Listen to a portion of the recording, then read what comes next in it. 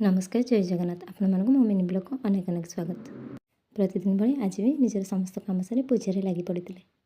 आज गुरुवार माँ लक्ष्मी बर प्रथम कलश स्थापन करते। सुख शांति समृद्धि अभाव नहापाई माँ लक्ष्मी को पूजा कराए। हुए तो आम घर कोटी कोटी टंकार संपत्ति ना कि माँ दयार सुख शांति समृद्धि सबुदिन रही। माँ कृपा दृष्टि सबुदिन आम घर उपर रही था। गुरुवार माँ को हलदी गंधाबला महू घीरे स्नान कराई। पूजा केमती हुए मो मो शाशु माँ शिखी। पूजा शिखला प्रतिदिन मुझे पूजा करुँ। समस्त पूजा पद्धति अलग। मो पूजा पद्धति आपको केमिति लगे कमेंट माध्यम जनइबे। भोग लगे धूप दीप कर्पूर झुणा हलदी कर माँ को आराधना करते।